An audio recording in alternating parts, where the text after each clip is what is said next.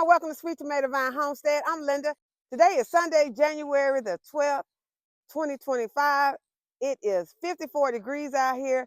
It's a few days after most of you have gotten a lot of snow and ice, but we only got a few snow flurries and some sleet. So things are looking pretty much the way that they were looking before.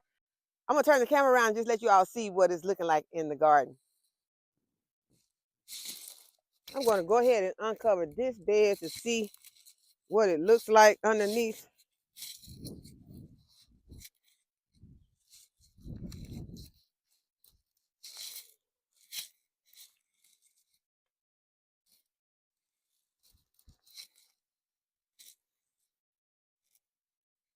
Okay, so it has Swiss chard in here.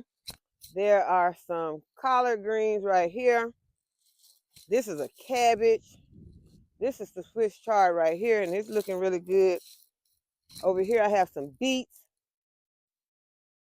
pansies, more Swiss chard right here. So everything is looking really good in this bed. I'm happy about that.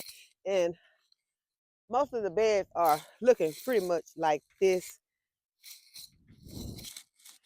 I'm gonna leave that cover off for right now.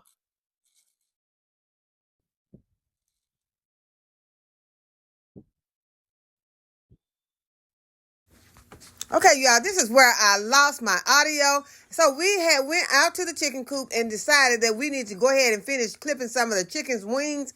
So Caleb is out here helping me, and he brings some of the chickens to me so that I can go ahead and clip their wings. And the main ones that we wanted to get clipped were those 3 roosters. And yes, they all are roosters. We found out today that they are all roosters. So there is no more doubt about if one is a hen, they are all roosters. And this is one of them that he bought to me so that I could go ahead and clip his wings. And I did not get a chance to ever show you all a close-up of how I clip the wings. And as I said, it's very simple to clip the wings. You just want to just hold those wings and spread them out and get those longer wings that are at the bottom. Not cutting into those thick wings at the top, but those thin wings that are at the bottom. Those are the wings that you want to go ahead and clip. So Caleb was a big help to me. And y'all, we got 2 over here. They are in separate pens, but the one on the left is Matilda, and she is into it with one of the chickens that we recently received. They were gifted to us, and we were so happy to get those chicks, and they are doing so much better. Their feathers are growing back in real good, and they are getting fatter. So I am very excited about that. But it was so funny to watch them. It's like they thought they were going to be able to get to each other, but they were not. They were just having their own little brawl right through the fence. And right here, we had one of the little roosters come over here and just break it up.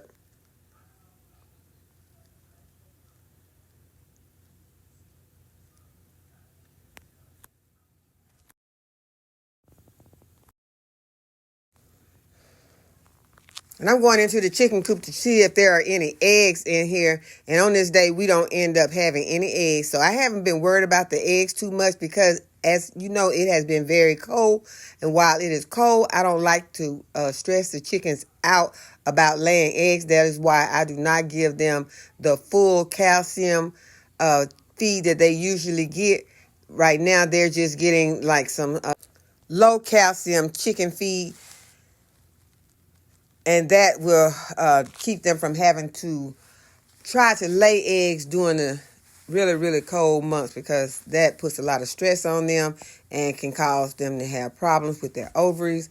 And so we just want to try to make sure that they're as healthy as they can be. And we have a lot of eggs already inside the house, which I decided to store during the water glassing method. And it has been a real game changer for the way we store our eggs. And here's a closer look at the new chicks and how they have grown and how well they are adjusting to their new home. And right now they're just eating some greens that I threw them. So I decided I was going to go ahead and prune some of my fruit trees. And this is one of the trees that I recently planted. This is my apple tree. And what I'm doing is just taking some of those limbs off because my trees that I purchased were mostly misshapen, and I just wanted to give these trees a better chance this season. Since last season, I did not get many apples from my trees or my peach trees. And so I decided I'd just go ahead and give all of my fruit trees a prune. I didn't get to my citrus trees this time, but we will be doing those citrus trees also. And you can cut those leader branches, and it's just going to help those trees next season. They will put on new growth. They'll put on some new branches, and they will grow the fruit on the new branches that they are putting on. So I'm excited about getting some new growth on these trees, not having to deal with that old wood from last season and the season before, because these trees had not been pruned and some of them really had some bad shapes. The Granny Smith apple that I had was so misshapen that I almost cut it to nothing. But I'm hopeful that next season it will look better, because this season it looked bad. It had a one branch, the leader branch had curled over, and it just was not a very good look for a tree, and the tree was not productive at all. And it may seem that I was being pretty harsh with those trees, but after the season that I had with not getting any fruit, I decided that I was going to give them a new prune. And I think that this would do better than it was, in the seasons before, where I wasn't getting but a few apples, a few peaches. I decided I wanted to see some new growth on these trees, and those branches had not done anything. And while they were dormant, I decided I'll go ahead and get them off of my tree and look forward to a new beginning in the spring.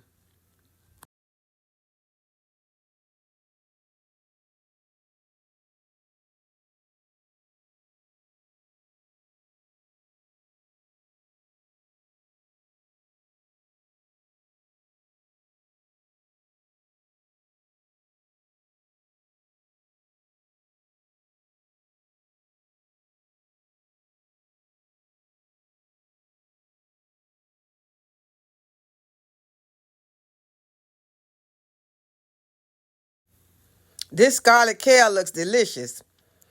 And this is the mustard green bed that I was talking about. I wanted to harvest some off of, and I was thinking that it may have suffered a lot of damage, but there was some damage, but it was not a whole lot. So I just decided to go ahead and cut and come again on the leaves and give those leaves that I cut off to the chickens, and then I will be able to have some new growth in the upcoming weeks.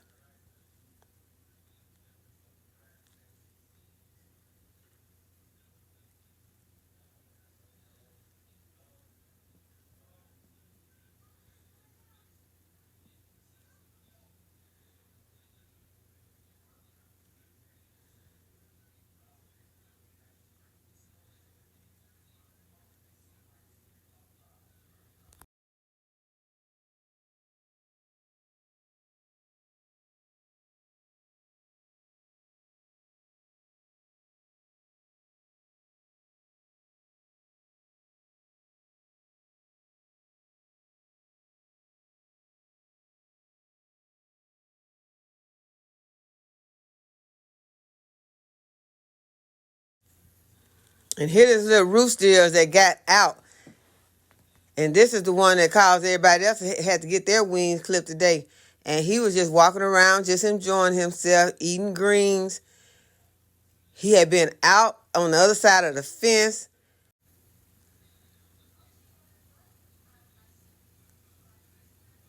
So he was doing good till he got over there in my onion bed and started picking my onions and eating them. And then I decided, okay, it's time for us to catch him and put him back in. And he was not easy to catch.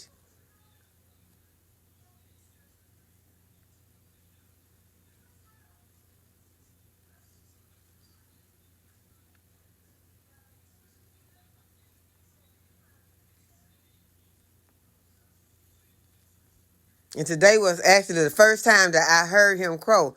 He was out by himself, and we knew where that crowing was coming from. So he gave himself away today.